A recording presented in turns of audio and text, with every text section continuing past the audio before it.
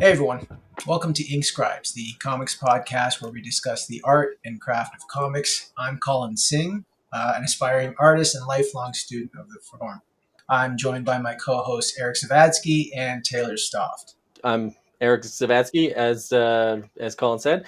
I've been working in comics professionally for around 7 years, and that was primarily freelance. But this year, I'm launching a creator-owned comic that I've been working on for the past year or so, and it's going to be published by Image Comics. It's called Assorted Crisis Events. It's been getting a lot of buzz, and I'm super excited for it to come out in March.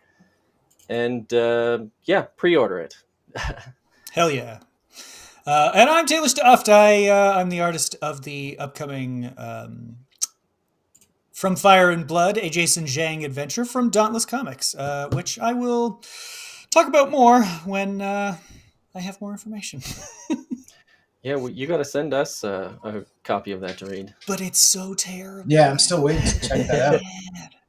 It looks bad now by comparison. But actually, just very quickly, what do you plan on working on later in the year?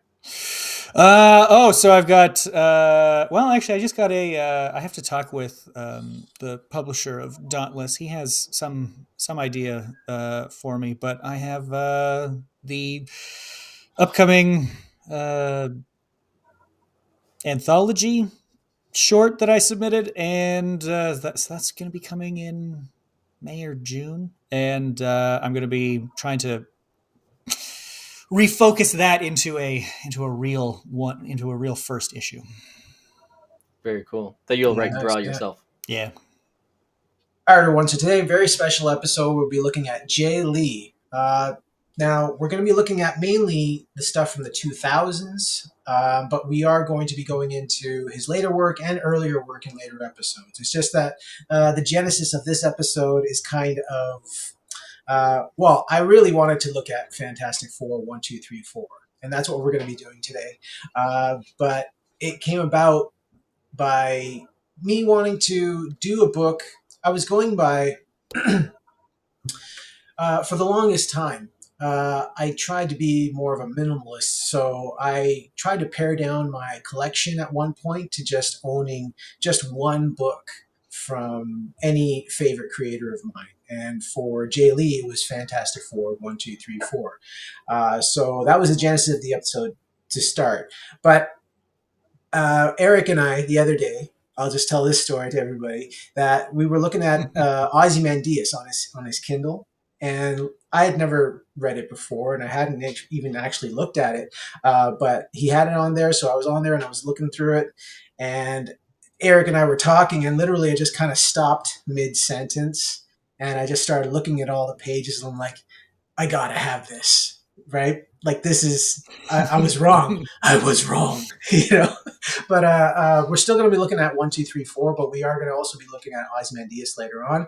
I still consider 1, 2, 3, 4 as one of his best works. Definitely top 2 now, I'll say. I've been reading Jae Lee comics since like 93. I think I was 10 years old, where I picked up Spider-Man 41. That was the first time I saw this cover. This cover was just, I'd never seen anything like this before in terms of the composition, the expression on Iron Fist's face. I'd never seen faces drawn like that before, like that angry. Then later on, like, I started seeing it more consistently. I didn't really take note of who drew it at the time. I knew it was Jae Lee. I always checked who was drawing the comic, who drew the cover. But like, in terms of someone to look out for, I kind of just left him to the ether. But then Youngblood Strike File came out, and I saw Chapel on the cover, and I was obsessed with all Image Comics at that time, and that Chapel cover. Yeah, you got it right there. Sweet. Yeah, I've rebought that comic through Chapel. So like, I've rebought that comic. It's been in the dollar bins, but I always picked it up. I probably have 4 or 5 copies of that now.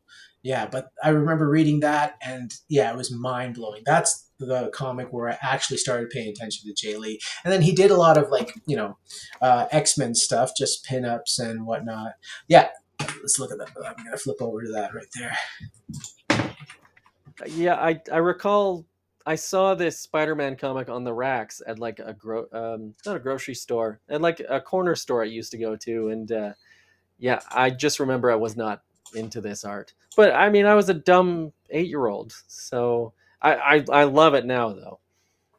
There's a lot of You energy to guys it. Its notice extremeness didn't call to your 8-year-old brain. No, although I have to give Colin credit because there was a lot of great artists that I did not like when I was a kid, and he always loved these great artists. So, I guess he was always ahead of the curve.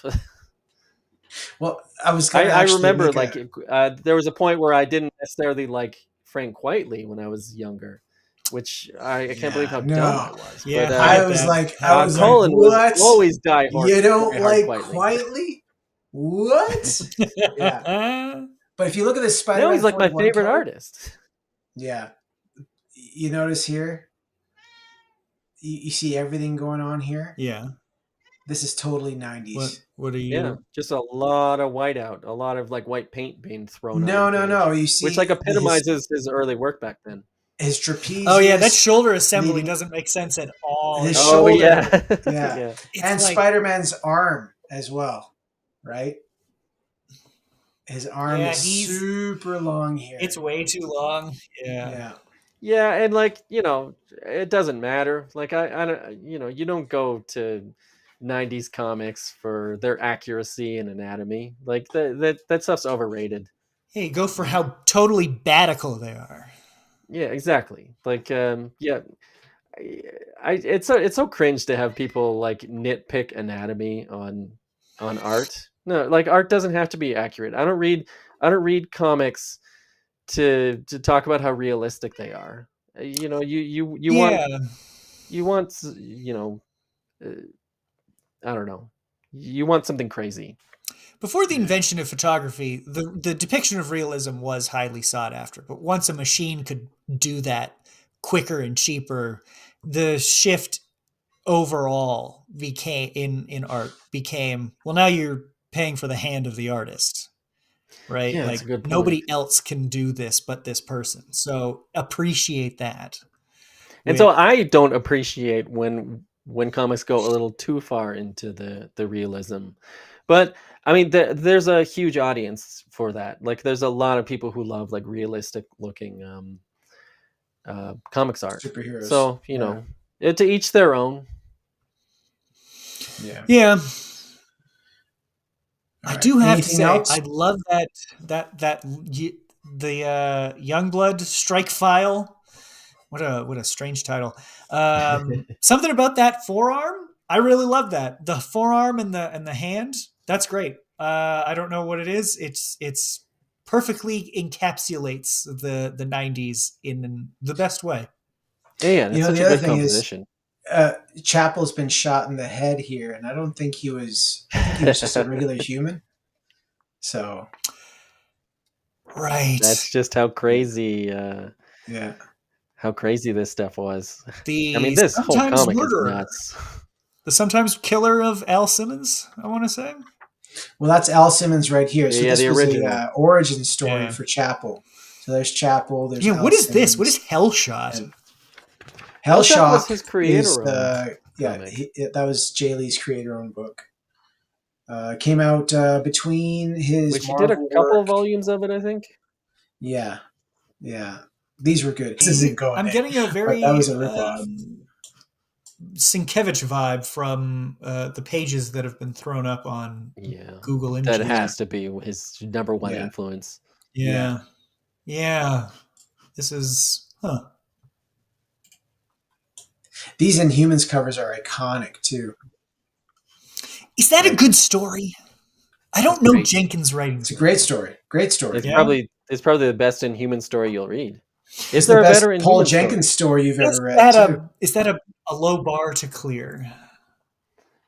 story? Yeah, I think it. Probably. Yeah, I don't think there's been. You could argue this is the definitive Inhumans story. It's a good 12-issue story. Okay. Well, I guess outside I'll give it of a shot. Kirby's series, yeah. My first experience with Jae Lee when I was a kid was with this comic here. Look, it's a '90s comic, so obviously it's got Ooh, to be glowing. it's got the Um, iridescent print. yeah. Uh-oh. So I was a big Jim Lee fan, and I was all about the Wildcats as characters. So this was like a brand new number one I picked up, and I have to confess I was not into this art. I was there purely for the characters. Um, yeah, it was just a little too out there for my, 8 or 9 year old self. But I look at it now, and it is so inspiring to me. I absolutely love it now as a more mature adult, as an artist. What about you, Taylor? What is your experience with Jay Lee art? I have very little experience. I'm a huge Morrison fan, so I think the biggest exposure I've had to his art is Fantastic 1, 2, 3, 4, and but I think I actually came to him through Ultimate Fantastic Four 19. He did a fill-in issue, I want to say, and it introduced that version of the Inhumans, and I can't remember quite a lot about it, but I do remember his depiction of Atalan as kind of this hybrid between a Gothic cathedral and a wasp's nest. And while I think I think I'm right there with you, Eric, in that when I first saw it, I was like, I don't know. This everybody looks like a haunted doll, but now as an adult, I'm like, man, he is really fucking swinging, and his layouts are. Well, we'll talk about them, but Oh there's yeah, something his else. I storytelling love is them. so unique. Yeah. Yeah. But Colin's showing off something else. My my second experience with Jay Lee art was when he was in Wave One of the Marvel Knights, Marvel comics This is in something I '98 with mean to read. Yeah.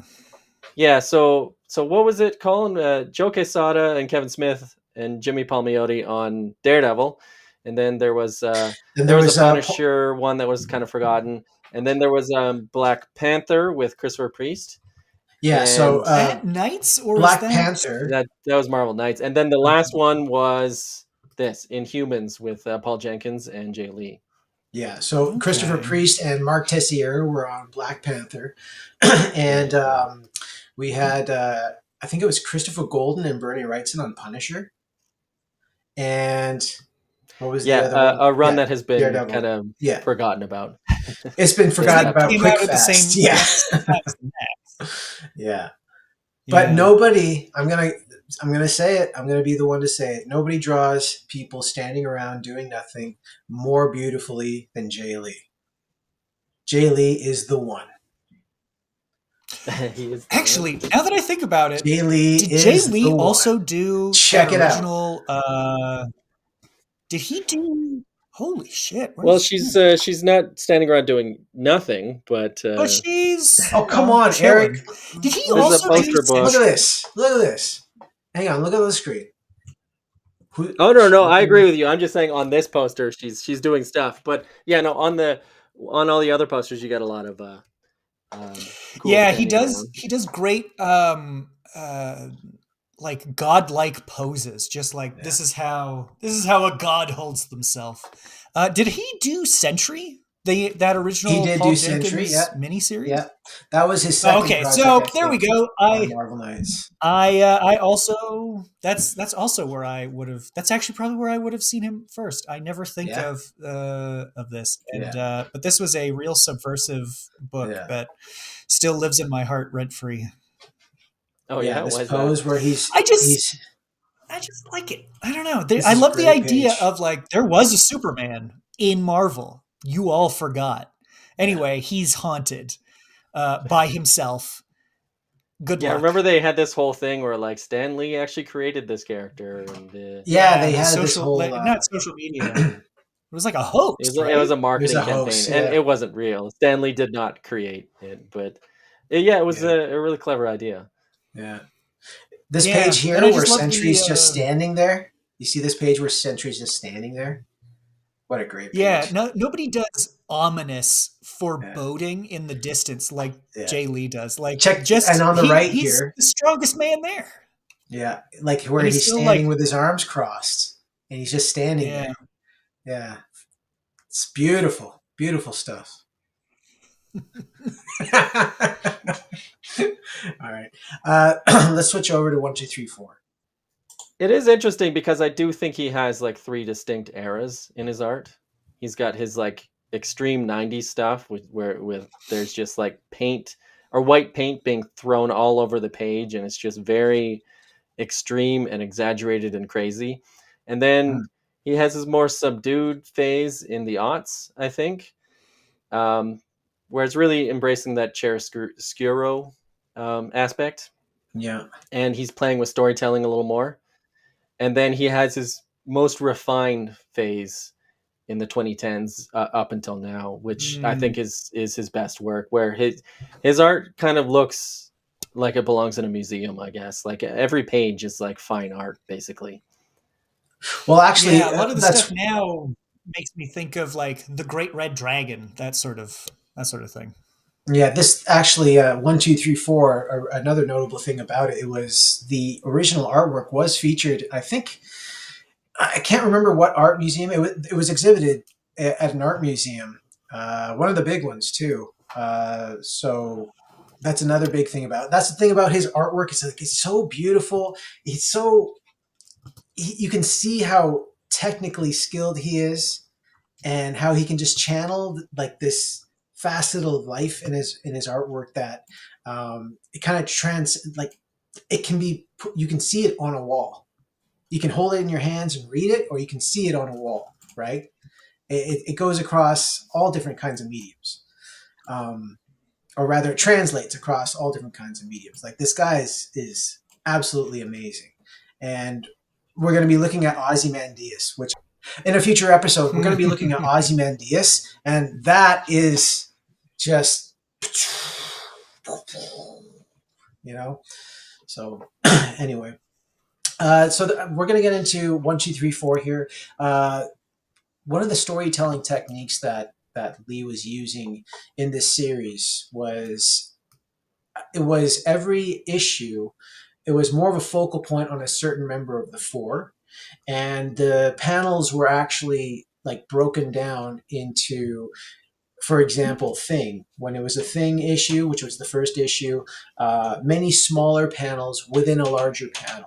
1, 2, 3, 4 was during I think it was the fourth year of Marvel Knights. So I don't know how long that they had this project in the works since the inception of Marvel Knights, but it was the third project by Jae Lee.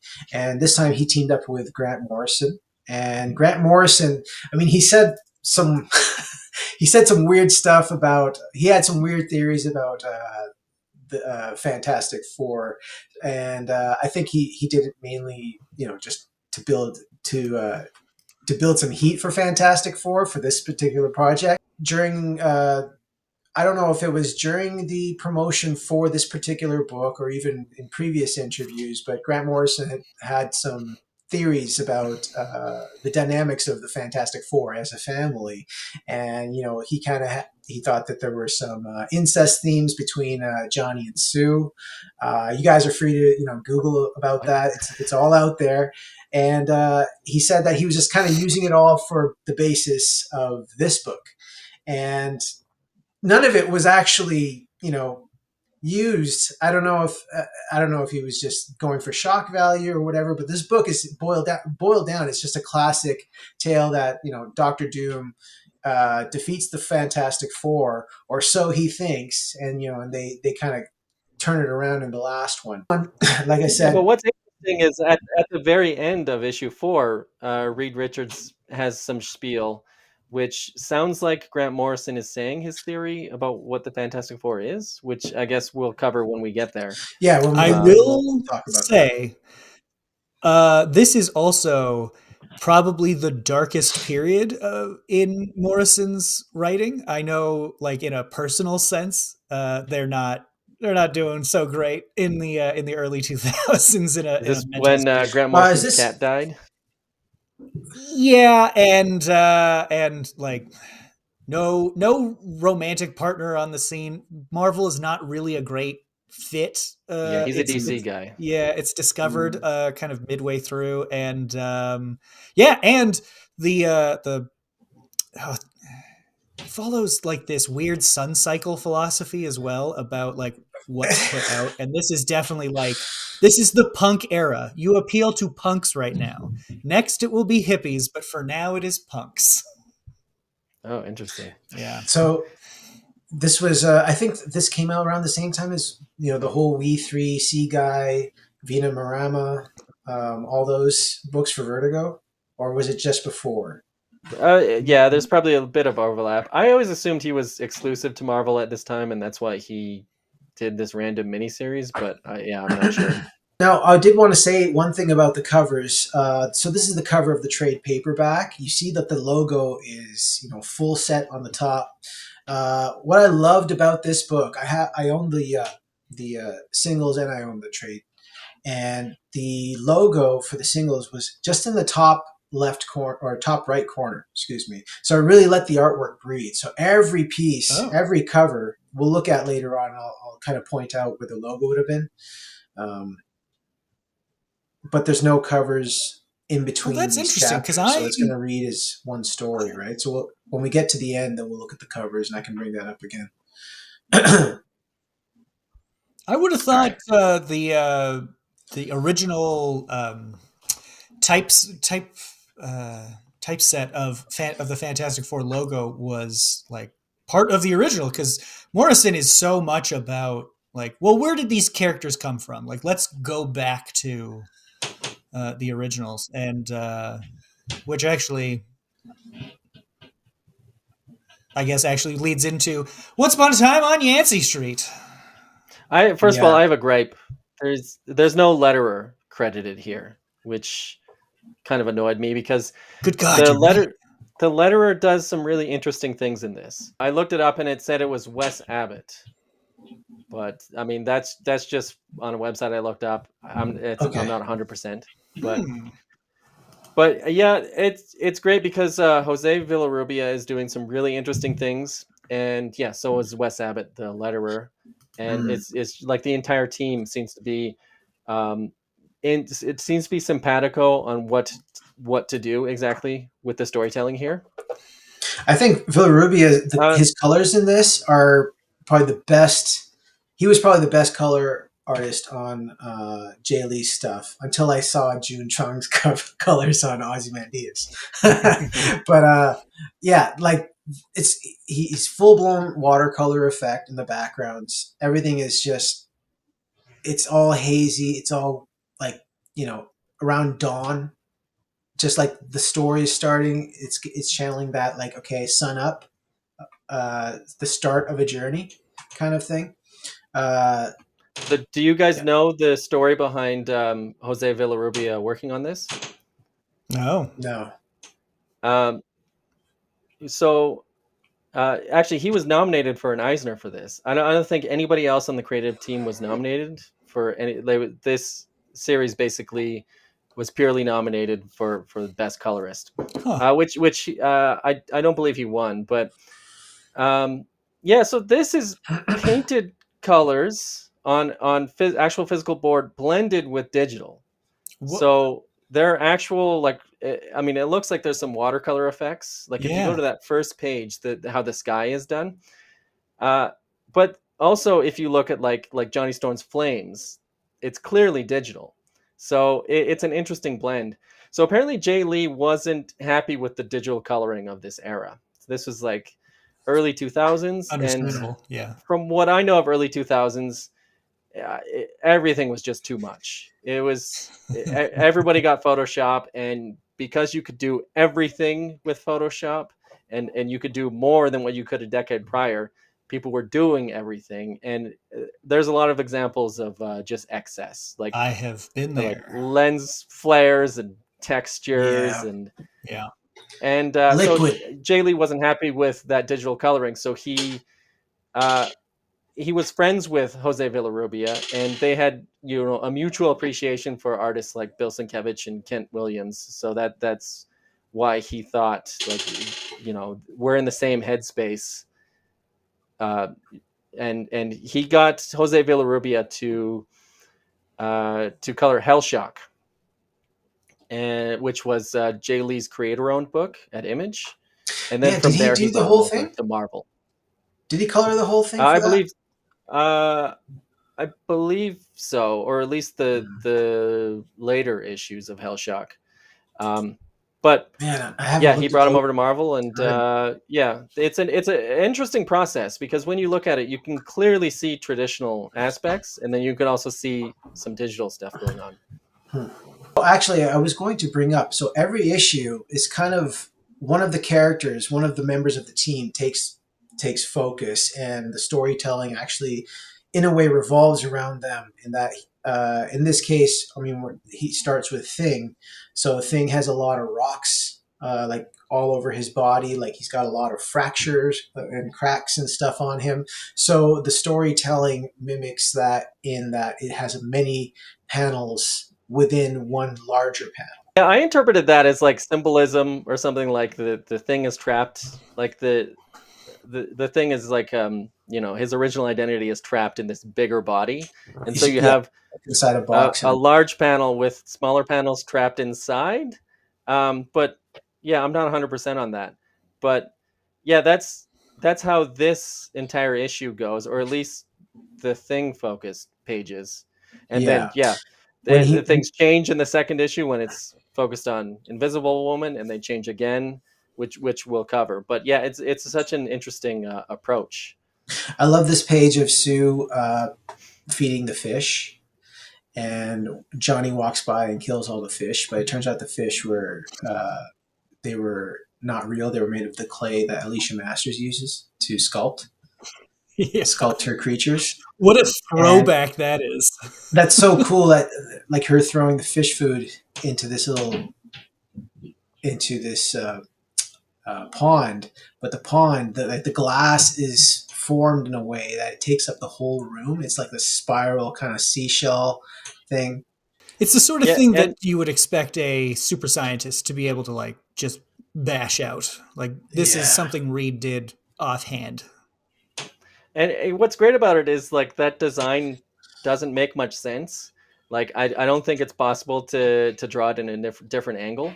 Mm. Um, it was purely designed to look aesthetically appealing from this one angle, and it does. It looks amazing. The other thing It basically is, doesn't matter that we only get to see it one angle, and it doesn't matter that it doesn't make sense or it's not functional. It just looks great as a yeah. singular image. Yeah.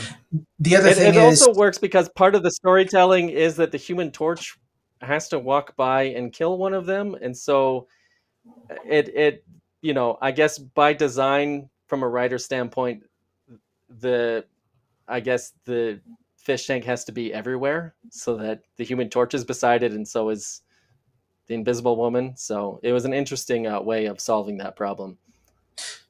one thing I Yeah. picked up on is too is that he will use so over the course of these 5 panels, he uses one single. He fixes the composition in one single shot. So it's just a close up. It gets closer and closer, then it pans away.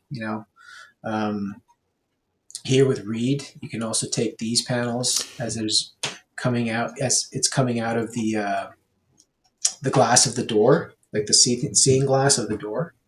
It's panning Yeah, away. yeah, you're right. He's just doing it's just dolly shots back and forth. There is no like side by side or side to side or moving around images. You're right. It's very like this is where we are.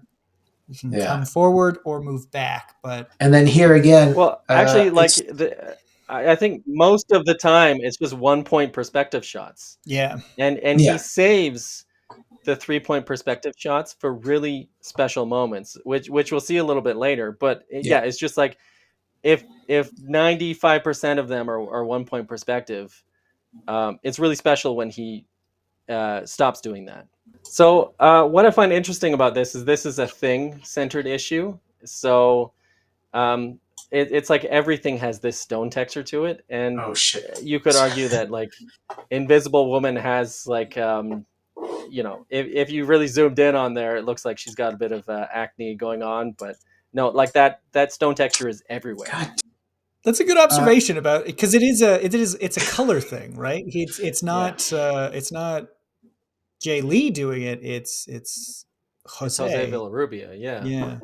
and it's him just putting splatter everywhere because I guess this is Thing's issue, and it does carry over a little bit in the next several issues. But by the time it gets to issue 4, it it looks like for the most part the splatter that he's putting on to give this stone texture is on the Thing, even though the Thing is in his human form.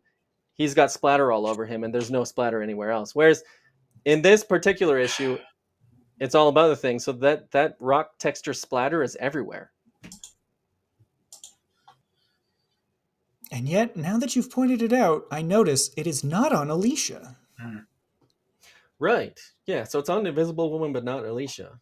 Well, because there is, I get I think What's on what her shirt? Morrison is doing is when he talks about family stuff, like you can see Reed and Sue as the mom, and then Johnny as the like as the teen, and the Thing as their baby, because he just kind of always acts like a fucking child all the time. Yes, that And is 100% I could it. definitely see it being like, well, no, they're all affected by this, but Alicia, that she's something else. She is outside of that relationship, outside of that dynamic, I guess. Yeah. Yeah, and this infighting is basically Morrison trying to tell you his thoughts on these characters. Basically, when people are being mean, they're being brutally honest. Yeah. And so when the Human Torch is, talking about how unhappy the Thing is, that's Morrison voicing the core of the character, according to Morrison. Right. Yeah. So he keeps that up for this entire this issue. One thing that I noticed though is so I think he shifts the storytelling to, because you're going to see in part 2 all the panels, because it's an Invisible Woman centric issue. All the panels have no borders, so they're all invisible. Right. But then in issue 3 and The 4, lettering as well. Exactly, and in 3 and 4, he does the panels a little bit more like jagged and radical, kind of like Johnny Storm. And in 4, he kind of carries that over just a little bit, but he kind of mixes it up in number 4. Man, everything just looks so. It's such a weird dichotomy that he's created here. Yeah. Well, because the Fantastic Four, I have to imagine Fantastic Four fans reading this at the time are just getting hit with like, oh yeah, Morrison, that'll be good. Morrison loves super science and adventure. Like this is Silver Age shit that he's really good at. And then to get, well, but also it's dreary and sad and everyone's fighting. Yeah. Like it's such raining. Yeah, it's such an upending of what you think a Fantastic Four story is going to look like. This is like a DC book, right? Almost. I want to say Morrison left Marvel with a bunch of ideas that became DC ideas. Like Seven Soldiers, I think, was going to be an Ultimates story originally. Really? Yeah. Oh, is that so? Oh. Yeah. I read a breakdown because he even gives like, yeah, Frankenstein is this guy, and or Etrigan the Demon is Thor, stuff like that.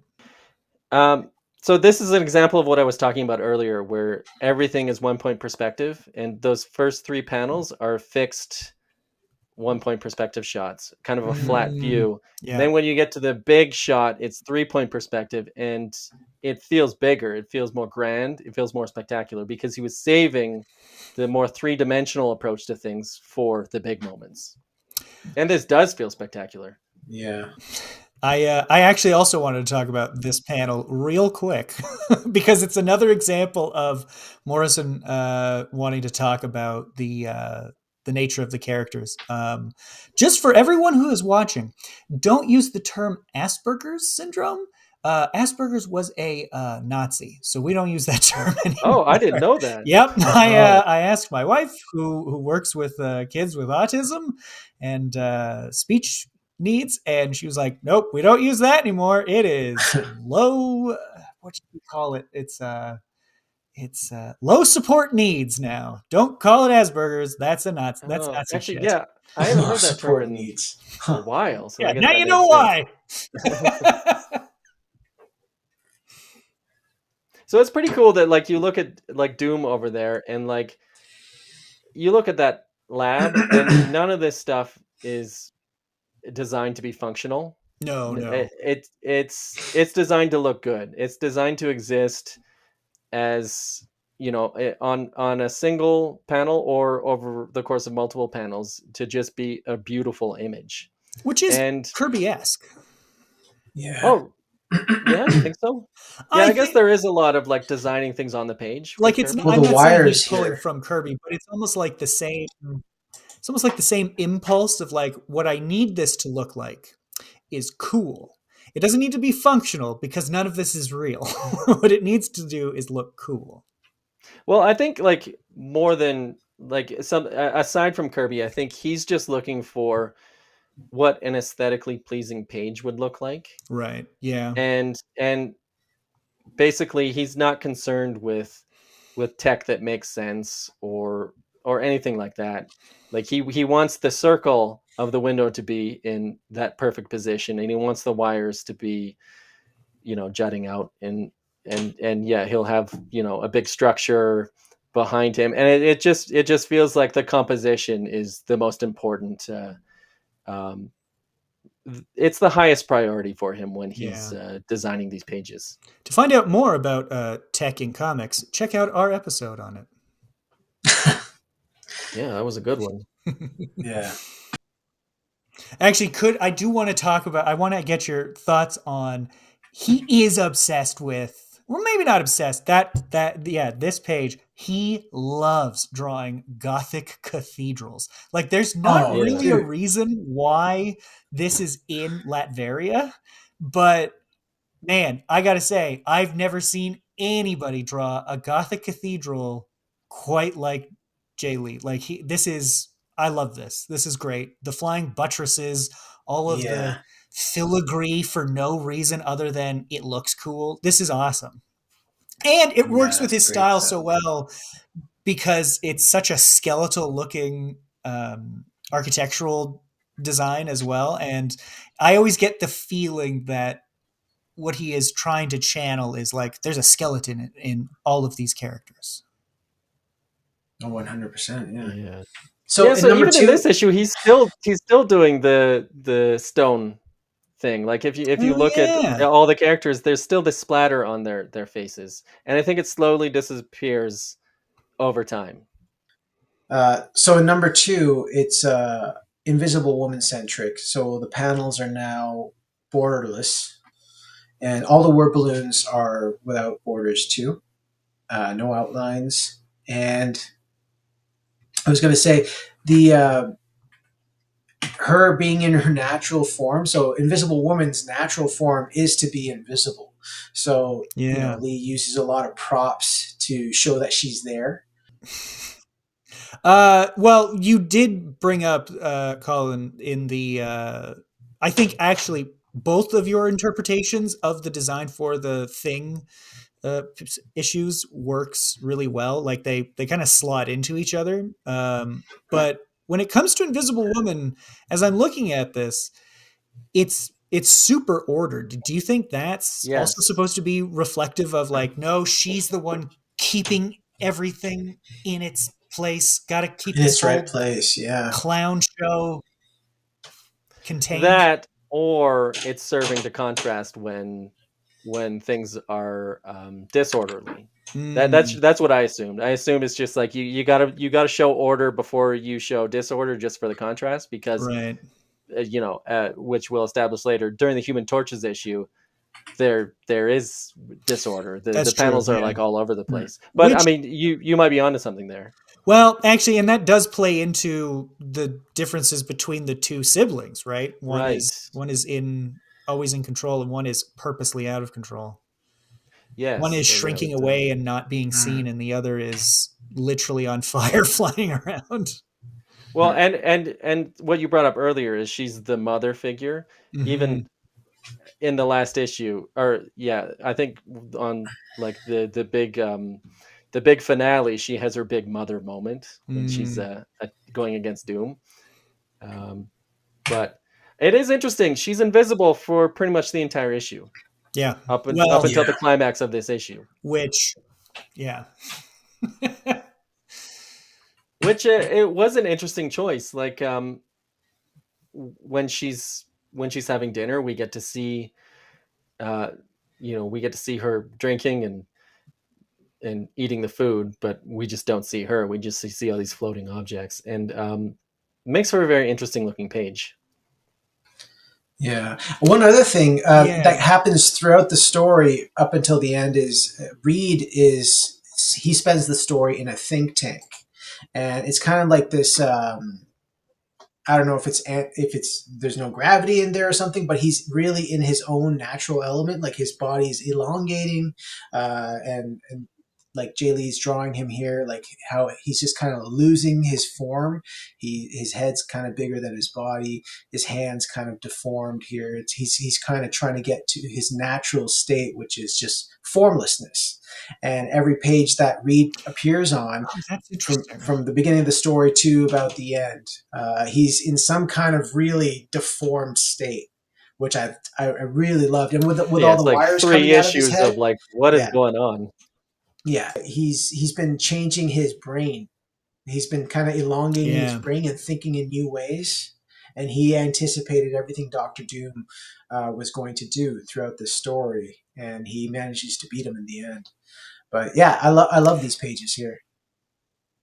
I want to say that's that's a great example of Morrison's take on these characters that Lee is uh, depicting. Is Reed's powers is not that he stretches his arms out and can grab stuff or wrap it around. It's that he can change his brain, the way he thinks, the way he sees the world. He is not locked down in it's his mind and it's Yeah, expansion. he says Yeah, it's stretching his consciousness, and Yes. at the exactly. end Yeah, he called it his elastic consciousness, Yeah. yeah. which is so You Morrisonian. His you big notice he ideas. so you notice here Lee goes back to putting panels within one giant panel briefly, like just for one page here, and then he goes back to Sue, right? So Yeah. Yeah, that's a real it really sticks out, right? As like all of the sudden the sleeper agents that Doom has in America are awaiting orders. Which I think is really it's a good pacing because mhm. he doesn't in the thing issue he doesn't show the secret that Doom tells to Ben. It's just a hard cut to, oh my god, I can't believe Reed would do this, right? It cuts that Yeah, out, and yeah, then so you think, oh, is Doom actually, because I actually got taken in by it at the very yeah, by during the first issue of like, oh, maybe Doom is tired of this pointless back and forth. But then, maybe No, he's not. well, yeah, No. another thing, typical Doom supervillain. yeah, but so if you like what Eric said before about Thing being trapped, which is why they have a bunch of panels within one larger panel. If you take this one Mm. single page, uh, Reed Richards takes up the entire panel, and Doom is trapped in these three panels inside. He's completely consumed by Reed, like all the time. He's trapped by Reed. That's all that takes up his Oh, good mind, call. right? So what I like about this is the background windows are just a very graphic way of portraying this setting. This Yeah, comic doesn't look like any other Marvel comic out there. that's true. Um, Sometimes finding a way to visually suggest an image is just more appealing than straight up drawing that image. He could have gone into extensive detail portraying a New York loft and what the windows look like, showing like the grout and the detailing of the window panes. But instead, he just drew these black bars, and your mind fills in the blanks. A famous example of this is when Frank Miller would draw characters in like a prison setting. It was just shadows and black bars, and those shadows and those bars were just suggesting a prison cell. And I think my work is probably too literal sometimes. Like I would design this entire loft, You and me and both, man. you'd You have and me like both. tables and lamps, and sometimes that's too much. Yep. Yeah, yeah. So in the future, I'd like to kind of experiment with like suggesting an environment, because this is very visually appealing. This looks great. Yeah, because it gets out of the acting, out of the way of the acting of the characters. We get, Alicia handing stuff to Oh yeah. Sue. We get her body language.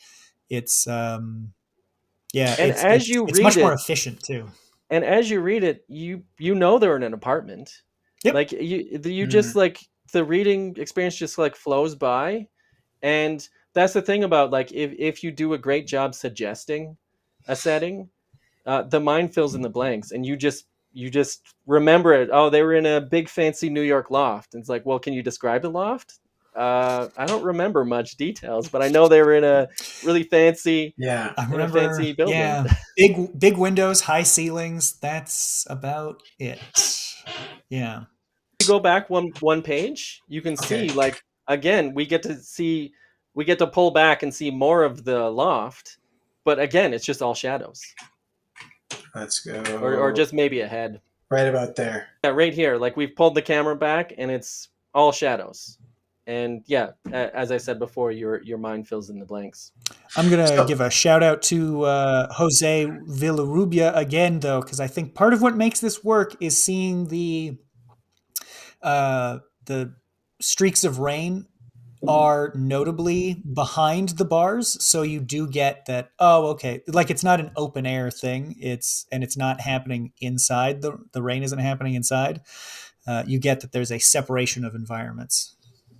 Yeah. so I was gonna Yeah, say and there's with this weird like glow effect around um, Susan holding things, I think. yeah, I Oh get that too. yeah. So I can see that the colors and the line art works together as like one unit. They really need each other to kind of pull this off. If you turn this to black and white, I think it would need the panel borders to. You would still understand that it's in a loft, but you wouldn't know what time of day it is. You would need the panel borders, I think, to kind of pull it off a different way. So like Villaruby and Lee are kind of like synced together as kind of like as one unit when they're Yeah. pulling this off. That's a good point. Yeah, I think without colors, it would become pretty challenging for your eye to distinguish. Like, wait, which bar is what? What's going on? Well, Yeah. I think on the original art the panel borders are there. There's evidence in the last issue that I was looking at where you can see that somebody sort of whited them out, and like you can see the edges sometimes of panel borders, and you can see when the panels are overlapping, the panel borders are there when they're overlapping, but they're not there Hmm. when they're touching gutter space. So yeah, I think this was just something that Jose Villarubia did, Oh, or cool. potentially the letterer. Oh, good. Hmm. And yeah, I suspect everybody was on the same page, and had a complete vision together on how to pull this off. Hmm. Yeah, cool. Because isn't, if I recall, Marvel Knights was a bit looser when it came to what they were putting out, weren't they? It was because it starts in like a penthouse with Palmiotti and Casada. It's not. It wasn't like, well, these have to hit every month. It's like, no, let's take our time on this. Um, Well, they had to yes be and no. monthly. They did There are have actually exactly. interesting stories of Jae Lee, not of them how of the editor who I think was Joe Quesada's wife. I remember some interesting stories of just like of her having to drive out to his house to get pages. Oh God, give them And to me. yeah, he did 12 issues in 12 months, I believe. This is For only Inhumans. Yeah. wait for the Inhumans. Okay. But And that you'll was a great notice, run. actually, That that was a was great a really run, but that memorable was a run. 12-issue run. After that, he went down to 6, and after that, he went down to 4, right? So every successive Marvel Knights project that he had, the output was less, but the work was better. Well, Well, I mean, there were signs of him being rushed in towards the end of Inhumans. Yeah, Mm. he's one of those great artists that needs his own timeline. Like you can't rush a great artist. They need to produce it on their own time to create really good work. And he's just not a monthly guy. yeah. So, but this was so Marvel Knights when this came out was in its 4th year, and this is his 3rd project with Marvel Knights at that time. So I think, yeah, he had probably the same amount of lead time. I'm just speculating.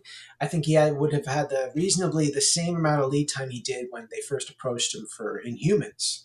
Now on Fantastic Four, I think maybe even the script would have been ready.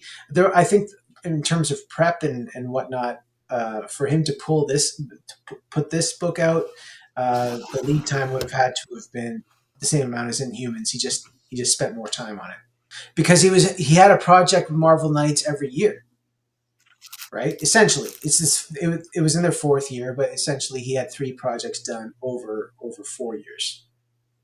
So he put out Oh, so you think he's 22. rolling He from put one out to the 22 one to the next? issues. He put out 22 issues in 48 months, right? Oh, okay. So just to Yeah. keep him working and keep something with his name on it every year, I'm just saying, okay, now it's going to be a 6-issue miniseries. Now it's going to be a 4-issue miniseries, but it'll come out on time, right? Yeah, I mean that's implying there was some big overarching plan. It was more like, going from gig to gig, and like this one happens to be 4 issues, and Grant Morrison's writing it, and you Mm-hmm. know, and then your next gig happens to be, X amount of issues. I think it's just You random. know, can like just to Uh, talk about Marvel Knights, Eric? Do you like? Did they not kind of strike gold in terms of like every story was not a waste of time in terms of like it was a full run, but it's a very condensed run, and it's like just the guts of what the product was. Really great art, really good story, really quick in and out. 12 issues max usually. I think every besides Daredevil and Black Panther, I think those were the only 2 ongoing books through Marvel Knights. Everything else was like a miniseries, Well, something like that. the most they had famous one is Ennis Punisher. no. That's Max. That's No, it yeah. started out Marvel Knights. It Did it started out really? Marvel No Knights. Yeah, it Yeah. shit. started out a little slapstick before it got serious with Max. Okay. But that was I am that was seeing 12 issues, and they then had they got the several. ongoing after. That was a 12 issues, and then they got the ongoing after. To Eric's point about the use of 1 point perspective when sudden and then suddenly you'll see like 3 point perspective. I think the same thing is being applied here. I mean, obviously it is with you don't see Sue Yeah. until Namor shows up, and then it's like, oh, the power that she is. Like she's so shocked out of, as you say, Colin, her natural state. She's just like, oh, I'm married. This guy in just the smallest trunks, just dripping wet, just shocks her out of it. Yeah, and it just goes to making it special. Yeah, Just like having her visible is a special thing. and The especially when he says, "Susan, let me look at yes, you." I was gonna Bam. say the Yeah. first 3 lines he says. Imagine she opens the door and he goes, "The storm has come, Susan. Let me look at you." And all of a sudden, um, okay. So these last few pages, I kind of picked something up here. The last, Yo. the last couple pages is a double page splash, and the panels are inside a larger panel. But you'll notice panel 1 and 2 they overlap it kind of shows kind of like a Yeah. disorder. Not only do they overlap, but panel 1 is vertical and panel 2 is horizontal. And it's Johnny Storm's double page It's a cliffhanger, gradual right? shift to a crazy Yeah. amount of disorder. So do you think Oh either of yeah, you so it's guys? introducing the next. Yeah. That's Do you interesting. guys That's a think good then call. that Yeah. did he think of it as a complete unit? Because, like I said before, with 3 and 4, he doesn't really stay consistent. He gets a little bit more. He incorporates all of the previous storytelling techniques together later on.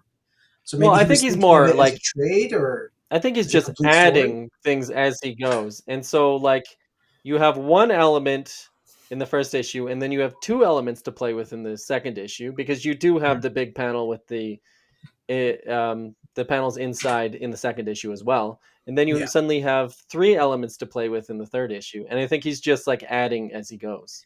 I Oh will yeah, say I obviously. do know that Morrison roughs out all like Morrison draws the pages and then types up a script from them, and I wonder if that's Does he? That's the yeah. Alan Is Moore that so? school of doing scripts. That's what I didn't know Morrison did that as well. Yeah, you can see him in the documentary about him, the Talking with Gods.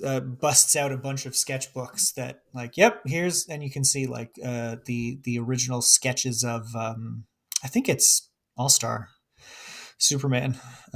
Like Wow. they're not good, but he is drawing it up and then typing about what he's drawn. Well, that's Gotcha. interesting because he did start out as sort of aping Alan Moore, like Yeah. at the earliest points of his career before he kind of discovered his own voice, right? So that would make sense that he has a similar Don't let Morrison hear you process. say that. You're going to get a hex put on you.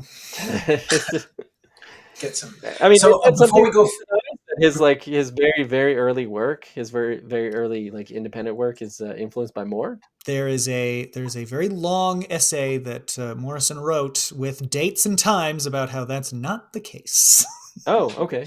Yeah. Well, I'm reading the wrong material, I guess. Well, yeah, because I mean they hate each other, right? It's like Yeah. Robert Smith and Morrissey. Like you're the same guy. No, I hate him.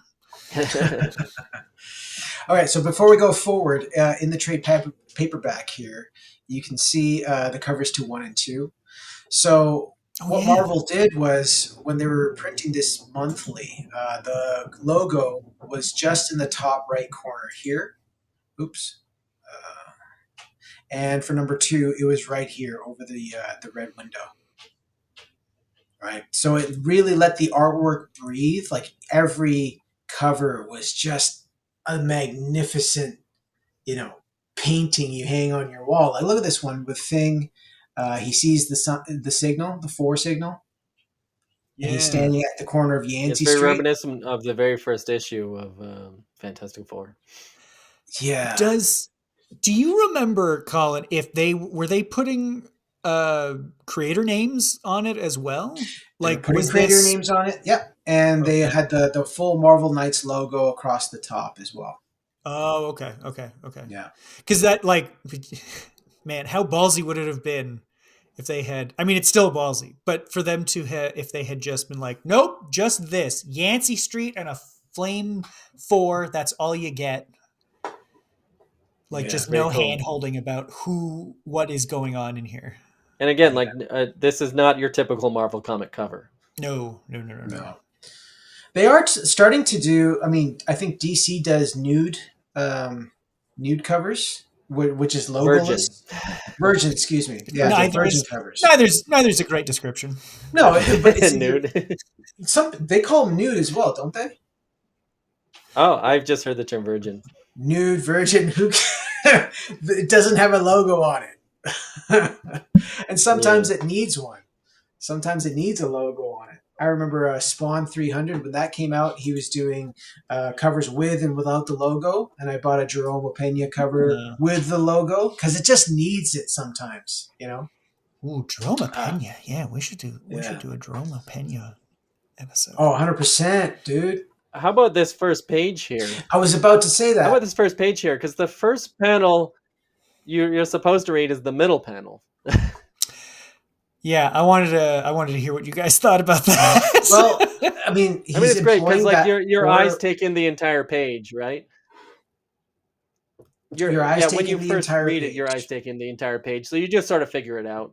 I think if there were more panels on this page, it would be a problem, but no, it's pretty easy to figure out.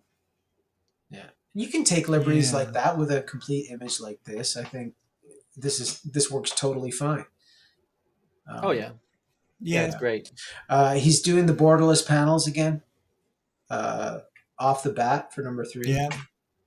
and then panels within a larger panel. Like right away, he's playing with both, and they start to overlap. Now, And here's the thing. Okay, so on yeah. page 5, they start to overlap again. Vertical panel with a Mhm. horizontal panel, and then from there he goes to these almost like shards of glass within a larger panel. Like Johnny is trapped, but he's kind of raging against the machine in a way. He's stuck inside the machine. He's just like, he's fighting to get out in a way. And they kind of radiate out from the figure of Johnny as well. But the compositions of each panel, like you can see, he's not doing just the 1 point perspective anymore. He is doing 3 point Yeah. within the panels. Yeah, good call. So I think the idea behind this being sporadic is like it's like a flame, I guess. A flame Mhm. doesn't hold its image, um, Yeah, there's no and set shape. yeah, and so anytime it is interesting because we go back to order when we're with Invisible Woman, like on the next page, and then when we return back to the Human Torch pages, it embraces disorder again, and so it is going back and forth. Yeah, and then when we get back to the thing, like if you keep going forward in pages, then and anytime when we don't have the Human Torch there, it goes back to order. So it's going back and forth between order and disorder. Yeah. Uh, there's And then we another get some crazy stuff with Mr. Fantastic, where we have these like crazy overlapping three-dimensional panels. there's another shot of Reed kind of deep in thought, and it's all warped again. He's expanding his mind, so to speak. Um, Yeah, twisting it into new shapes the and other I thing love is, the tech design behind him. It's just like that's so meaningless but also exactly what this super genius would produce. Yeah, yeah, and actually, there's some Kirby tech on like the second page of this issue, I think, or the third page. If we go back a couple of pages, that is straight up Kirby tech, which I'm not used to seeing from Oh Jae Lee. yeah. oh yeah. Yeah, if you zoom in on that, One sec. because it's got these like wavy bits and circles. Like there's like some principles to Kirby tech, and I think it's embracing a bunch of them. I tried to draw some for the image I did for the original art I did for this episode, and I was like, you know what? No, this takes way more planning than I thought it did. Planning Kirby just made it up on the page, but like I that was know, his but invention. Like he invented Kirby tech, so it just comes out yeah, naturally. So yeah. it's just Yeah, not as easy for anybody else. It's so many like circles and circles. but serving in the army, he learned a lot of how the mechanics of like a tank and a gun and Oh things like yeah, that worked. Right, like just vehicles in general. He had to know how to fix a car if the tire blew off and things like that. So he had already a working uh, like a working mindset of how mechanics would work and gears and things would work and what the practicality of these things were. Right, so a lot of the guns that he used, they still had certain, the nomenclature of that gun. I'm sure it would work if you built it in real life. It would probably work. hmm. Whereas I'm not handy at all, so I don't know how anything works. Yeah, I don't have the yeah, mind of an engineer, and I'm Yeah. I'm designing stuff on the page, going like, who knows how this works. yeah. Me But neither. that is a very valuable skill. Yeah. You're gonna Drawing. start drawing fists like this, and you're just gonna have one long cylinder on top of it, like Liefeld.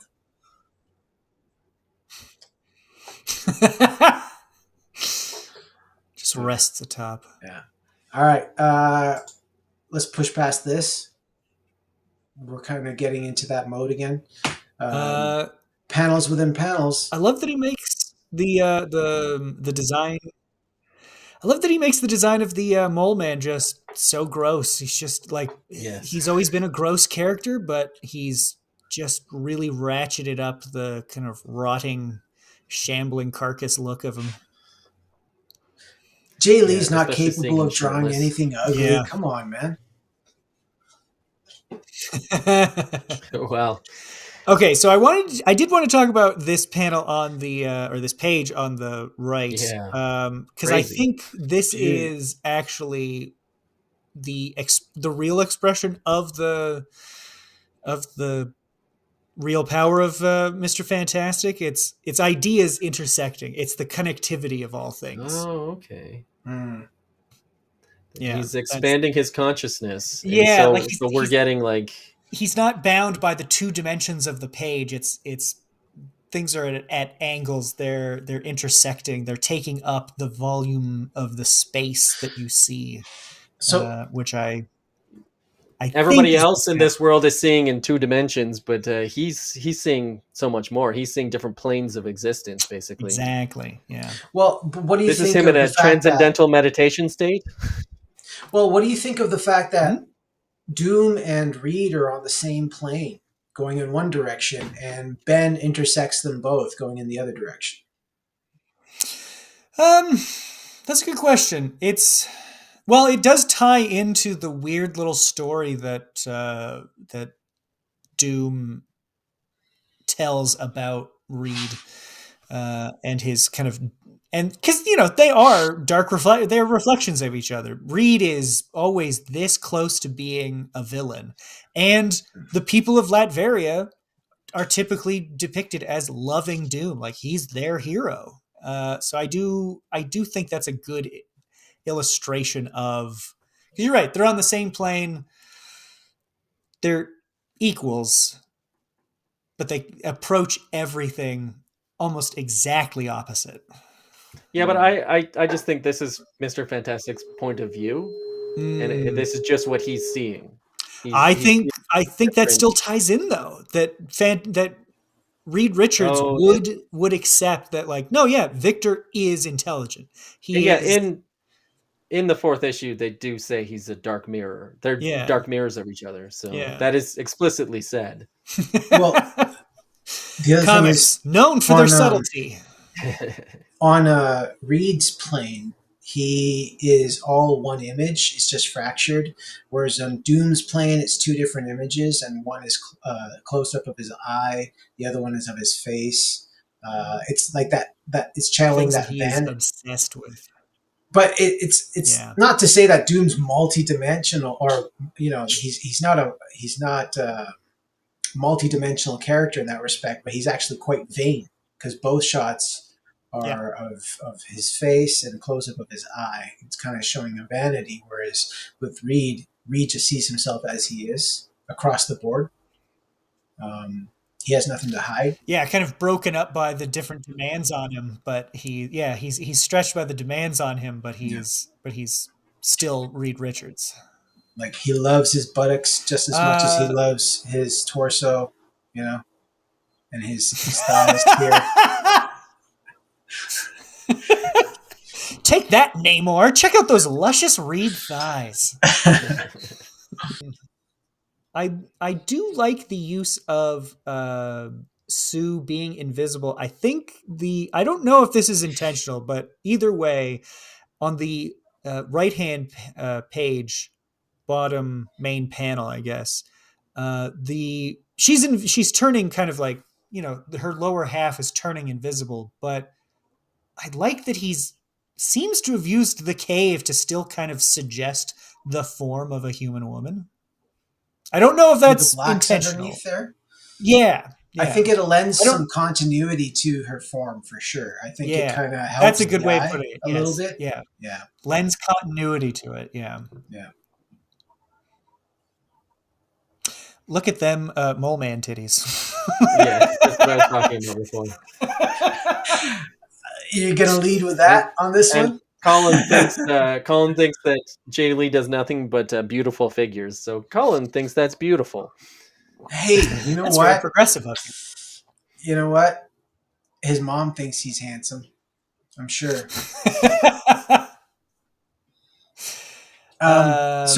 I'm going to bring Yeah, this something up is it, now. it gets so fractal. So Jay Lee is he's got a knack for doing the light source being directly above the figure or just off, and he'll cover the eyes and like he'll shadow the nose and just under the lips and the whole face, like everything from the shot down. I think the Inhumans cover has that look, right? I don't know if Oh yeah, yeah, yeah. if he's Yeah. known for that, but no one does it better than he does. It's a very jagged depiction of shadow as well. Or not jagged, sharp. Well, yeah, actually, his lighting is a good word for it, jagged and sharp. Yeah. Yeah. Yeah. It's I think it's what when I was younger put me off about his stuff, but now I find like, damn, that is brave. Like sometimes I don't think it works out, but the fact that he goes for it is still I always find impressive.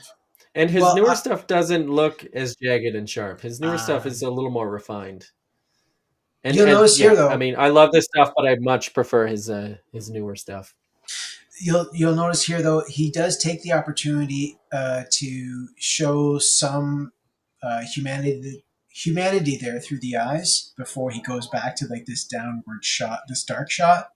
Um, that mm, that's really great. That's so.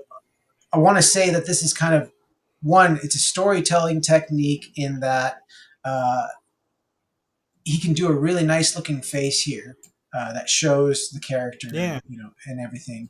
And then for the action shot, he can kind of do away with a few of those things and just show the actual, like the force of the figure. Right? He doesn't have to spend so much time defining the face here because he's already done it. Right? That's a good call, and I think that is that the only instance that we've seen of both of Namor's eyes being notable, like No, detectable. there have been shots Okay, previously. Um, yeah, I wouldn't read too much into that. but he is very in Right shadow. here, right Oh there. yeah, yeah, yeah. Okay, yeah, Maybe not there. No, but that's the thing. It's 50-50, right? Like if he can do yeah, this, he'll do yeah, this, right? And if he can't, yeah. if he can't get both, if you can't do both, do one. Yeah, I'm just thinking in terms of like you're right about it's very humanizing and it's a humanizing shot of him with because you can see both of his eyes and that's one of the things that our brains just naturally look for in a face. Well, compositionally, it works really well too. It's a smart thing to do. Yeah, You can you if you give the reader or the viewer something to relate to here, then because that's it can be hard. Faces are hard to draw, just as like everything else, of course. But if you don't have to draw the face so much here, if you can hide this in shadow, fucking do it. yeah, Because yeah. You're right, they and can already relate to it's the a good wind up. character. Yeah, So this is just all around. It's very clever storytelling. It's efficient yeah, storytelling. efficient. Yeah, efficient. Yeah, yeah. You don't have to show him winding up. You can just have it go from Yeah, placid to completely exactly. smashing stuff. Yeah. Mm. I think he's purely designing pages. I think I think his number one priority is designing a page, and in my opinion, some of these pages don't flow um, the best. And like if we look at that smashing panel, it feels like the primary image that he was going for is this Namor smashing, and then everything else was built around that. Does this figure feel familiar? That pose, that smashing pose, is that from something else, or is that a Namor callback? No, I think it's just a No, I typical, think it's just pretty sort of like staple. because if Jay Lee's going to do someone smashing, he loves the flat view, Yeah. Okay. and it feels like it feels like a typical Jay Lee shot. Okay. So in issue 4, he does start doing a lot more of these panels overlapping each other and intersecting. So this, Yeah. I'm going to guess, is for Reed. Because the first time he used it, Yes. which was in the last chapter, it was with Reed and Doom and Ben. So now he uses that a little bit more here. I do like, again, another splash page of Reed in his think tank. It's been exposed now by the Doombot, the giant Doombot that ripped open the building. But just him with that elongated neck, it's so like jarring. Yeah. I wouldn't say it's gross per se. Like you expect that from this character, but like you know, that's his spinal cord. He's elongating his spinal cord, and the brain is connected to the spinal cord and sends all the signals to the rest of the body, right? So Yeah, seeing that, it's just like, ugh. it's the sort of thing they must have to really think out in the movies, just because I think if you saw that in real life, you'd just be like, I don't want to be alive on this planet anymore. This is over. So I think it's also another thing with the wires in his hands. Would you call these wires? I think this breaks up the page very nicely. Yes, It yeah. really evens everything out in a way. Even though there's a lot to look at, the fact that it fractures it more, and you can see that there's a more complete image underneath. It's more, you take your time with it a little bit more when you're actually looking at the page. Yeah. I think it helps break it up. It helps you slow down towards the end of the page by putting more. The more you get, the more you slow down, right? In terms of There's lines. also Yeah, that's a good point. There's also the feeling of they are panels, but he's taking not control, but he's definitely interacting with them. Like, I know they're not, but because they're white, they kind of read as gutter space. So there's a feeling and it's probably just a small detail of, well, Reed is more aware of reality than everybody else. Well, are there not? Man, this So page you can hang up in a museum. Yeah. I'm This sure it this was. it doesn't necessarily need to be a comic. This is just a stunning piece of art right here. Just this page as it's on its own as its own piece. Yeah, Yeah. it just came to me actually. So the three prime shapes. It's the like chapter 4 is prime mover, and the three prime shapes are square, circle, and triangle, right? So you can break up the entire border of this page is this square. And you see those circles around him, like the light flares, and then the triangles are the wires in his hands, breaking up the panel like that. So he's incorporated all three prime Oh, yeah. shapes. So this was 2 years before We Three. Does this feel like a proto version of what Frank Whiteley was doing with the animals viewing the world a little bit differently with those 3-dimensional panels? Ooh, yeah. Like, You you know, mean like when they kind of move through Yeah. panels? Now that you bring it up, yeah, that maybe. Yeah, or playing around with, wait, how do I describe this, or how do I make a different perception? Because, Morrison Morrison had been doing the Invisibles, and for all the mind-bending stuff in Invisibles, it's not like that art is particularly, it's not this, right? It's not We Three. It's very Yeah, there basic wasn't a lot of comic innovative layout. storytelling in No, Invisibles. no, it's and Except for maybe I the one Quietly issue.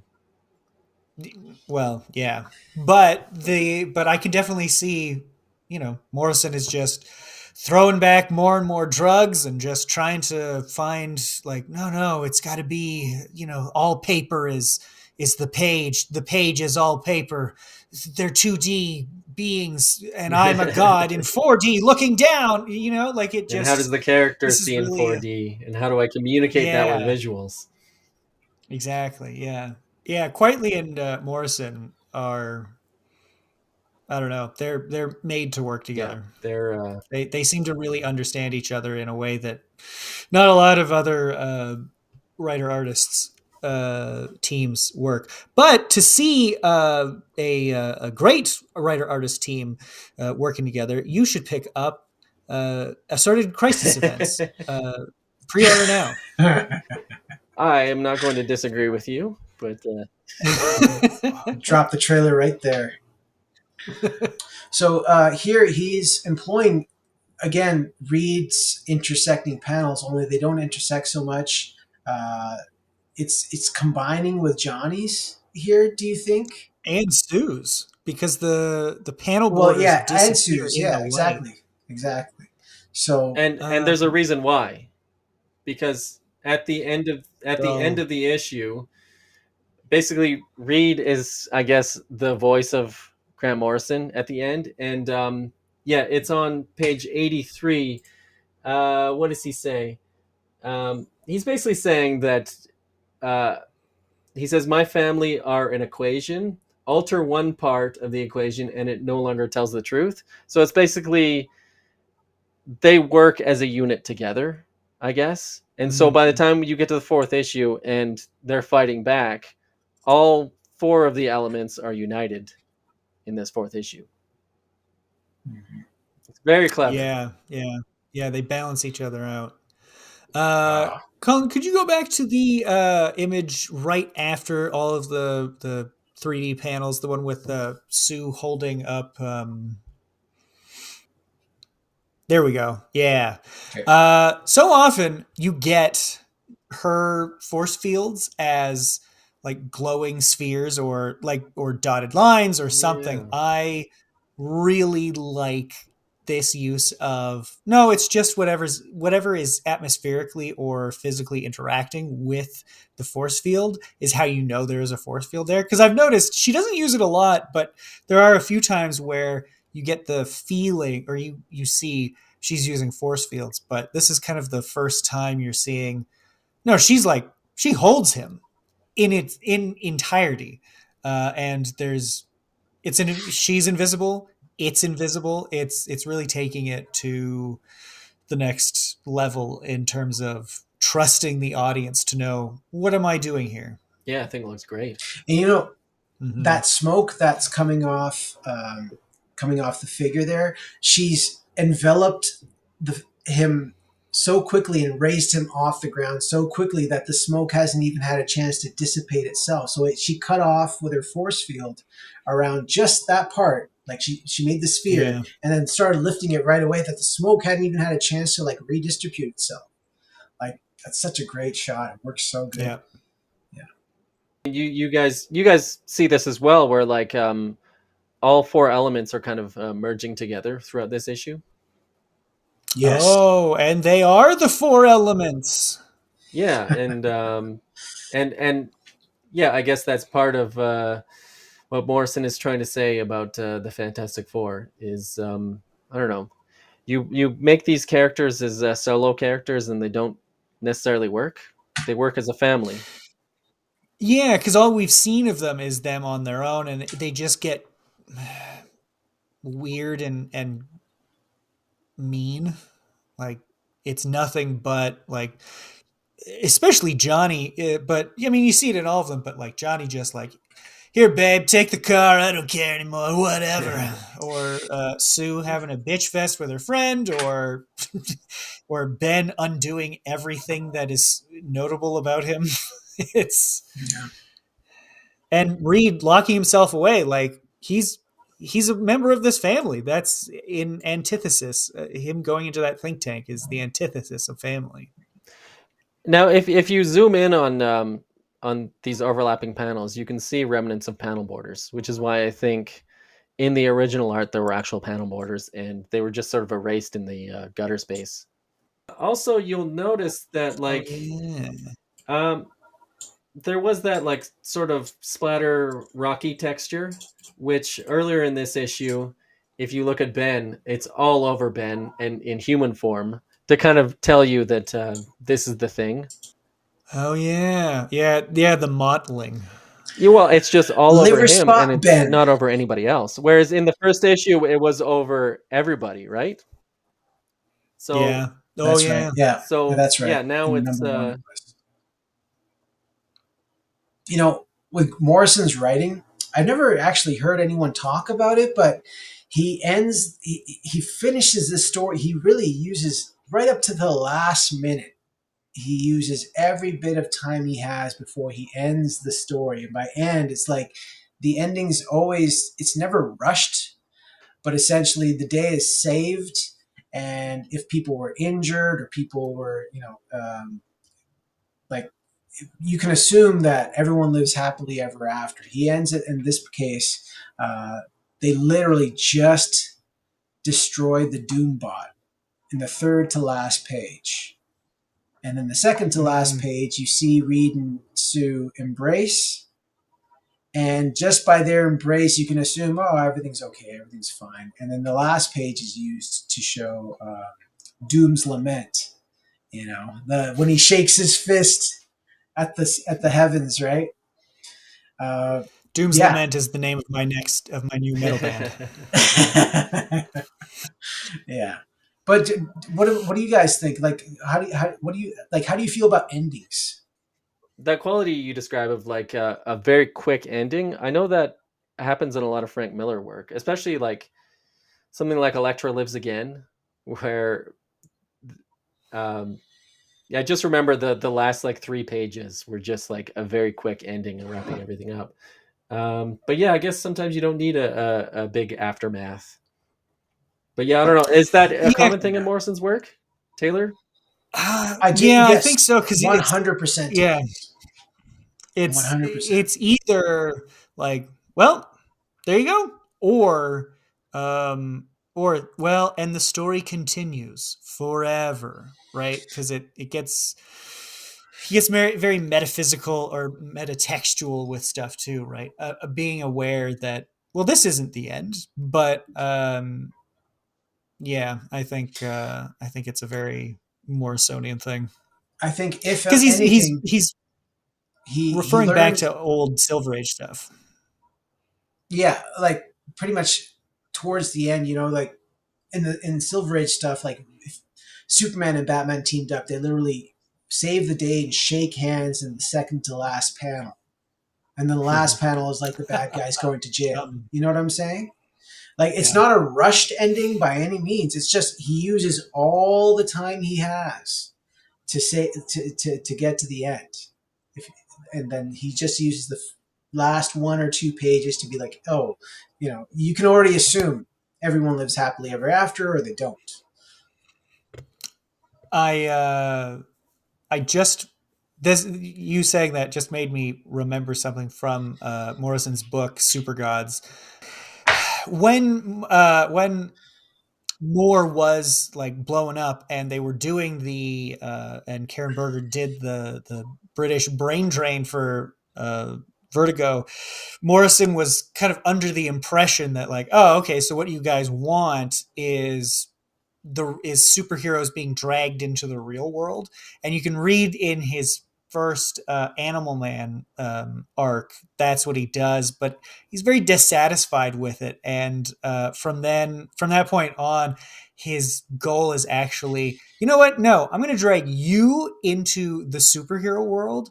None of this is real. I don't want to deal with the real world implications of stuff because that's not what a fun comic is. And I wonder if that has something to do with like, yep. And then they won, and the Fantastic Four are a family again, and everything's going like, let's not. It doesn't matter that this gigantic robot fell on New York City. It's Yeah, and there's it's also something to be said where he knows there's going to be another adventure, and that's like yeah. built into all his work, which is that Mhm. these characters are going to outlive us all, and yeah, and Yeah, we know there's that's just going to be another adventure with these characters in no time. So this is Grant Morrison's assessment of who the Invisible Woman is I guess her as a mother, because this is basically her confrontation with Doom at the very end of the issue. Um, and she's basically scolding him like she would scold a child. And I guess to put emphasis on what Morrison is doing, she's commenting on toys and saying, honestly, you should be ashamed of yourself. How dare you? I'm very disappointed, young man. Something that I love about Grant Morrison is just he understands all these characters inside and out and has all these perfect moments that define them. littered throughout all his work. It's very character Yeah, focused.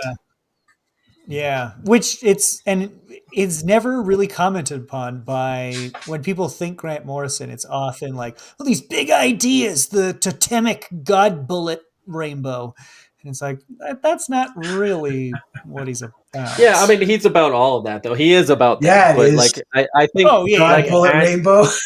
at Grant Morrison's 100%. core is characterization. Yeah,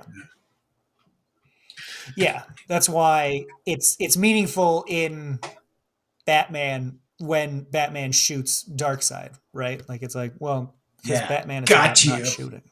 Yeah, yeah, good Ha, call. got you. I absolutely love that line. Yeah. That was so good. It was so good. So these last two covers, again, the logo was in the top right corner, which is perfect for both of the composition for both of these.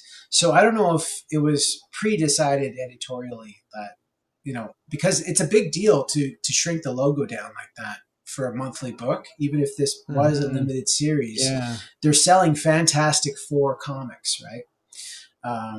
But that logo, the Fantastic Four logo itself, is unmistakable. So I think that they had a lot of things in their favor when they decided to take chances like that, shrinking the logo down and just letting the book sell itself through like essentially movie poster artwork. Like these are like theater poster caliber pieces that they're using. You know, yeah. They're singular images communicating a lot of before and after. Like the very especially Jack that Kirby, Namor and yeah, like like that this one Namor and here. Johnny one is Yeah. insane. Oh, Oh yeah, 100%. But this one here is like entirely like a Kirby doing like a Godzilla type movie poster, you could say, right? So Oh there's a yeah, subplot here between two characters, and two other characters are twirling away with a monster. Everything's fucked up, you know. On But again, Jose Villarubia's Facebook page, he posted the line art right beside the color art, which was interesting to see. for number oh 4, Yes, and we will show that across the page right now, across the screen right now. right now. Like I said before, when it comes to owning, if you could own just one book by your favorite creator, in this case Jae Lee, for me it was Fantastic Four 1, 2, 3, 4. I would encourage all you guys, any aspiring artist, to pick up this book. It has been reprinted now, and there's again, look at the storytelling techniques. Look at how it applies to the characters. There's a lot you can gain from this, even just in terms of, I mean, if you're really into drawing like realistic art, or if you're really into drawing, if you really like drawing just nicely designed figures standing around doing nothing but trying to tell a story at the same time, pick this book up. I do want to chime in actually to your point, Colin. It's also in the opposite direction. If you are looking to kind of break out of the highly representational art Yeah, and want to get a feel Yes. for or inspiration for the abstraction of things, this is also a good yeah. I mean, that idea. was my artistic takeaway. Because yeah, me and you both, Taylor. I guess we both are very literal in our drawing of Yeah. backgrounds and environments and stuff. Yeah, I always feel the need to put way too much information in it, and Sometimes it's just more yeah, visually appealing to pare back a bit, which is something I need to learn to do. yeah, it's But it's especially fun considering we just did a John Paul Leon uh, retrospective on his shorts, where he does do very literal backgrounds and just like populates the backgrounds with like everything and like makes the rooms very clearly represented. So yeah, so a nice Yeah. little yeah. contrast with the two Yeah. ways. Dude, this book sold so many copies that this hardcover, like a thick ass Marvel hardcover, was in the dollar bins forever. Like retailers own or ordered so many copies of Oh, this book, and it still sold. and it still sold, and they still had more left over. Like, it was crazy. It was crazy. I had There are a friends lot of coming to copies out me there. trying to sell me. They were trying to sell me copies of this book. They're like, "Oh, I got Stephen King's first Marvel comic, Dark Tower. Number one. You want to buy it off me? $20?" I'm like, "Fuck no." Okay, getting past all that. So, uh, right. So, again, the original intention of this episode was to cover Fantastic Four 1, 2, 3, 4. Reason being, uh, well, not reason being, but the Dark Tower, which came out after this, was Jae Lee's next major work, and in my opinion, and Eric and I have talked about this before, but it's way too polished, in my opinion. It's still beautiful work. I want Eric to expound on it a little bit more. Kind of my feelings on it are that Villarubia colors in 1, 2, 3, 4 suited Lee's art way more than Eisenov's colors on Dark Tower. I think Eisenov, he's a fantastic artist, but it's like almost like they were competing in a way. Well, I wouldn't say they were competing. I think they were kind of unified. It's two voices almost having an equal say. And I guess I often prefer, if I really love a line artist like Jae Lee, for example, like I guess I want him to be the loudest voice. And I mean, this book is undeniably gorgeous. It's like undeniable. These are works of art. So I'm not going to say this is bad. It's just like, I guess I prefer when the colorist isn't overpowering the line art, I guess. And that's just personal preference. Would you have preferred to see flatter colors, or because the thing that's sticking out to me is the shine, or would you have wanted I mean, it's just painterly.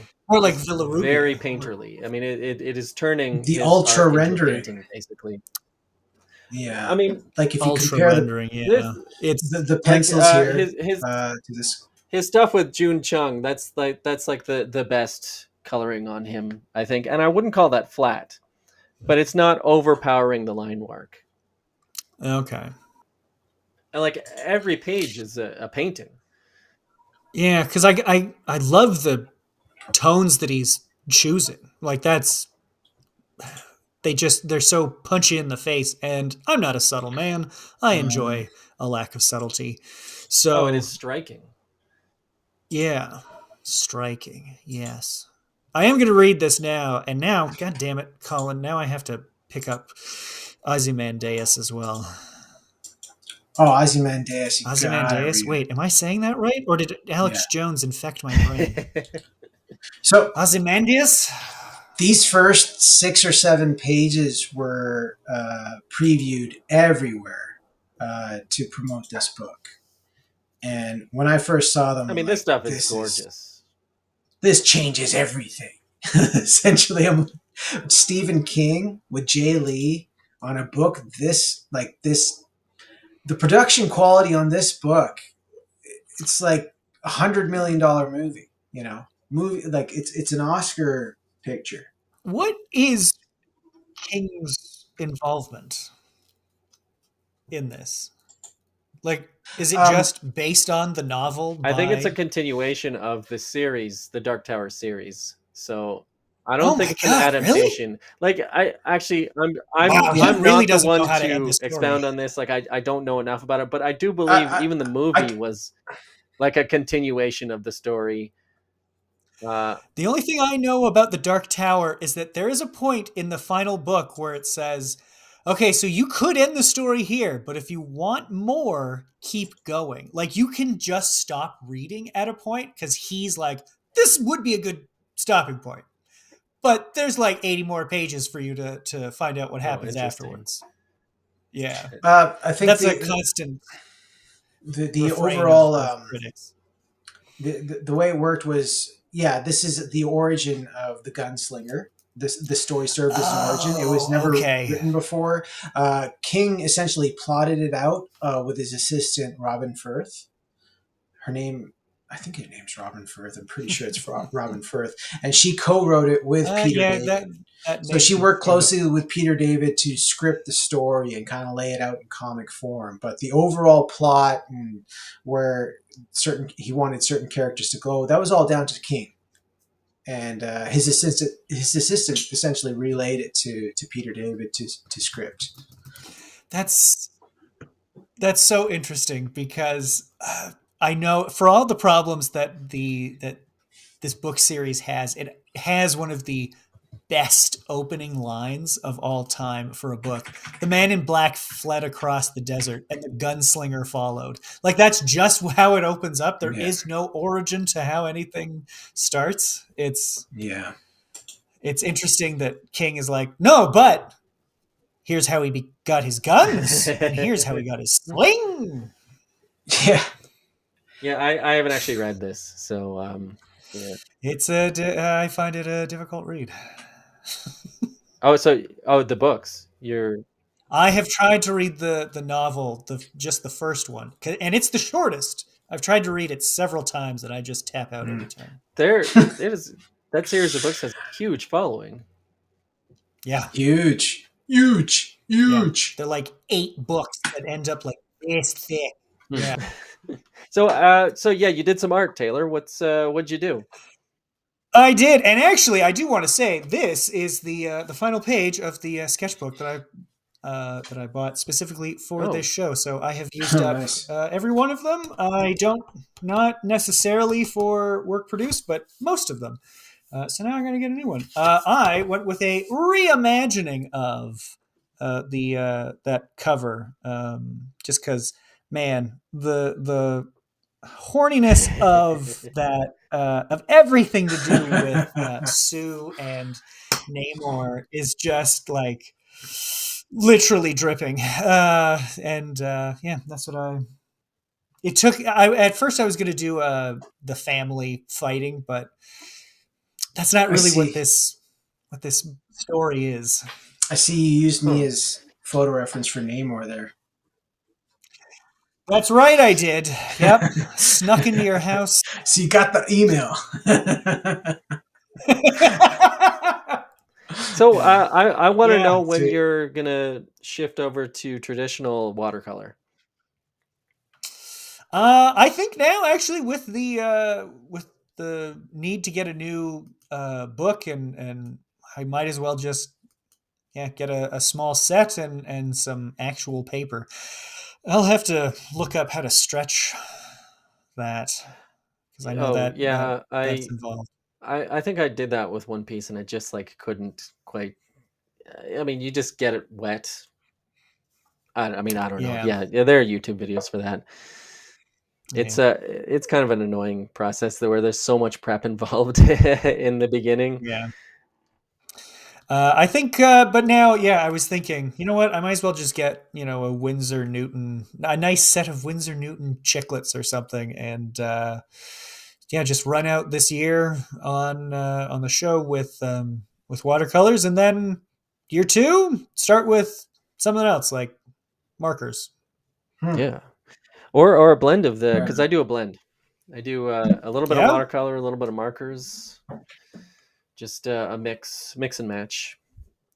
Oh yeah, I've seen. Yeah, there. I have the complete clause compendium from Morrison and Mora, and the good sixth of that book. The back chunk is just nothing but here's how Dan Mora does these pages, and it's Hmm. yeah, he is all over the place with his materials, but it looks great.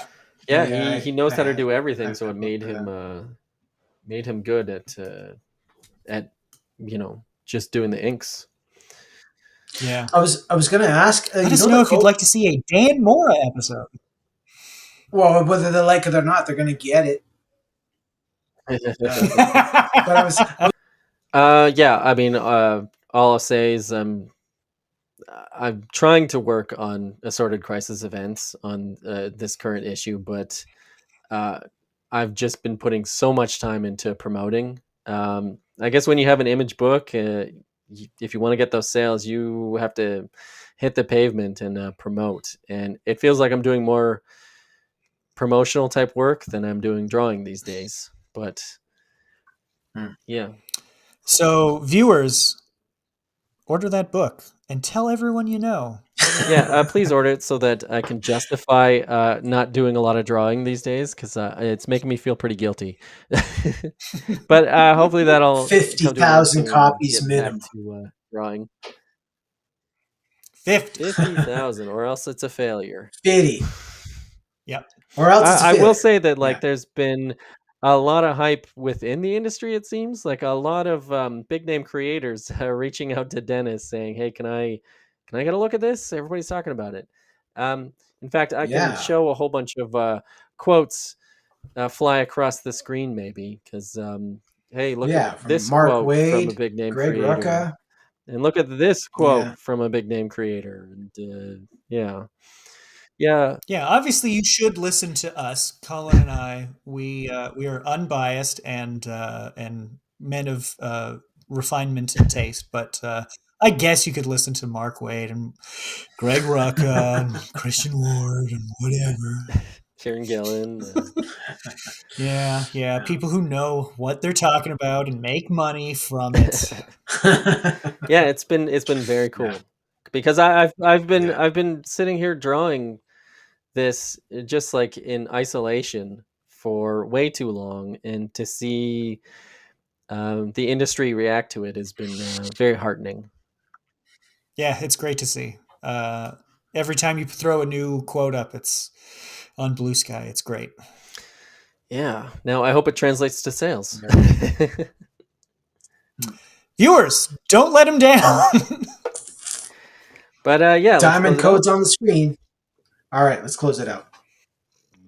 So thanks for watching, everybody. Don't forget to comment, like, and subscribe, and we'll see you next time.